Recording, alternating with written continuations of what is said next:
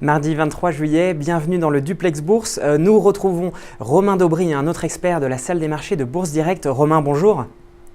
Bonjour Pierre. Alors le CAC 40 est en légère progression dans le sillage des places asiatiques et puis après des nouvelles rassurantes qui nous viennent de Chine. Le Premier ministre chinois a assuré qu'il soutiendrait la croissance en 2013 et puis la situation semble se stabiliser au Portugal, Romain.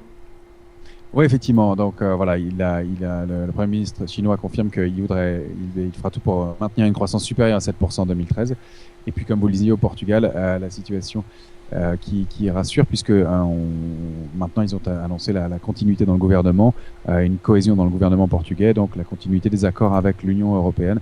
Voilà, donc ça a permis une détente des taux espagnols à 4,59 pour l'instant et des taux italiens à 4,30, donc les taux du sud de l'Europe qui se détendent. Donc le marché se reprend bien et du coup Lisbonne a pris 2,30% hier et est en hausse de 1,30% aujourd'hui. Alors, si on revient à Paris, aussi ce qui anime les marchés, c'est les nouvelles d'hier sur le secteur des télécoms et notamment Bouygues aujourd'hui flambe suite à l'annonce hier avec SFR d'une mutualisation de ses réseaux. Est-ce que vous pouvez nous en dire un peu plus, Romain ? Oui, bien sûr. Donc effectivement, très concrètement, Bouygues est en hausse de près de 9% à 22,295. Concrètement, ça se traduit de la façon suivante. SFR, c'est 18 000 antennes et Bouygues 15 000. Et eh bien, elles ont décidé, les deux entités ont décidé de mettre en commun 10 000 antennes. SFR pour 21 millions de clients et 21 millions d'abonnés et Bouygues 11,3 millions d'abonnés. Alors, en fait, cette mutualisation des ressources, mais c'est dû à notamment la pression sur les prix due à l'arrivée de Free qui avait bousculé pas mal le paysage, et puis aussi au coût des investissements qui sont très lourds, notamment pour la fibre optique et puis pour la 4G. Donc, il fallait trouver des solutions de mutualisation et c'est ce qu'ils font. Alors, ça va se gérer sous la forme d'une nouvelle infrastructure commune qui gérera la 2, la 3 et la 4G. Et qui sera en place d'ici fin 2013. Alors évidemment, chacun conserve ses spécificités, ses clients, etc. Mais ces antennes seront mises en commun.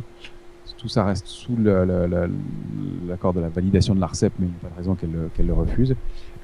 Et puis on peut dire que dans le secteur, ça bouge aussi pas mal, puisque Vivendi est en hausse de 3,6%. Suite à un accord probable sur la vente de ces 53% dans Maroc Télécom pour un montant de 3,8 milliards d'euros. Donc on sortira enfin de ce dossier-là aussi. Vivendi avait besoin de dégager des liquidités.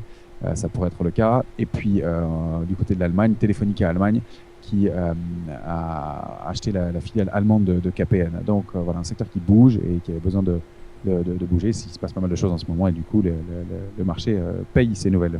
Voilà, alors une autre valeur qui est à la faveur des investisseurs, hors CAC 40 cette fois-ci, c'est M6. On attend ses résultats du deuxième trimestre cet après-midi, enfin en fin de séance. On sait d'ores et déjà que les ventes de publicité en volume ont augmenté de 30% sur cette même période. Alors que peut-on attendre de la rentabilité, Romain ? Alors, la rentabilité va augmenter, c'est sûr, elle va s'en ressentir. Vous le disiez, voilà, une augmentation de 32% en premier semestre du volume publicitaire. On peut dire aussi que JP Morgan est passé à l'achat sur le titre. Oui. Ce qu'il faut rappeler, c'est que le chiffre d'affaires de M6 n'était en baisse que de 3,9% au premier trimestre, malgré la modification du paysage audiovisuel français avec l'arrivée de nouvelles chaînes de TNT qui répartit un peu les auditeurs. Donc moins 3,9% pour M6 contre moins 12% pour TF1 par exemple. Donc c'est important, M6 se défend donc bien. Et puis vous le disiez en termes de volume, on est à 152 minutes de publicité par jour pour M6 contre 158 minutes pour TF1. Donc M6 vient vraiment grignoter des parts de marché à TF1. Exactement. Alors maintenant, il faudra voir à quel prix elle l'a fait. Mais en tout cas, ça augmente très significativement. Et puis une dernière chose qu'on peut rappeler pour M6, c'est qu'elle a la particularité d'autoproduire certains de ses programmes phares comme Top Chef ou Pékin Express via sa filiale Studio 89. Donc c'est bien sûr un point fort pour M6 qui du coup se libère de certaines pressions financières. Alors à Wall Street, maintenant, troisième record d'affilée hier sur le S&P 500.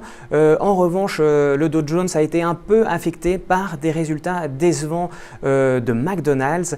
Et puis on attend cet après-midi notamment les résultats d'UPS qui est un peu un marqueur de l'économie américaine, même si ça a un peu tendance à baisser du fait de la numérisation de ce secteur. Que pouvez-vous effectivement nous dire de plus, et puis peut-être aussi sur les résultats d'Apple qu'on attend après bourse? Bien effectivement, pas mal de choses. En fait, pour les sociétés du S&P qui ont annoncé leurs résultats, 64,20% ont annoncé des résultats supérieurs aux attentes. Donc ça, c'est plutôt positif. Ce qu'il est un petit peu moins, c'est que les chiffres d'affaires ne sont pas les sociétés qui ont annoncé un chiffre d'affaires uniquement de 50% supérieur aux attentes. Donc ça, c'est un peu plus limité. C'était le cas au premier trimestre déjà. Donc on voit que la croissance est là et que les statistiques sont bonnes, mais que ça dépend des secteurs et ça peut être un peu mitigé. Pour les banques, les résultats sont très bons. En revanche, pour les vedettes technologiques comme Google, Microsoft, ils ont un peu déçu. Et puis vous le disiez, McDo, Coca, on a l'impression que ça se vend un petit peu moins bien et que ces sociétés sont notamment beaucoup soutenues par l'Europe. Donc voilà, ceci dit, rien de dramatique de ce côté-là. UPS, vous le disiez aujourd'hui, bien à voir, ça reste quand même un baromètre, même si transite vers le net de pas mal d'éléments maintenant diminue un peu son poids. Et puis Apple qui devrait annoncer ses résultats après séance. On sait que pour l'iPad ça fonctionne bien, elle en vend bien. En revanche pour l'iPhone c'est un peu plus dur, donc à suivre de près aussi de ce côté-là. Bon, eh bien on reviendra effectivement sur les résultats d'Apple demain. Merci beaucoup Romain, bonne séance, tradez bien et puis eh bien, à demain pour un nouveau Duplex Bourse. Merci. Merci.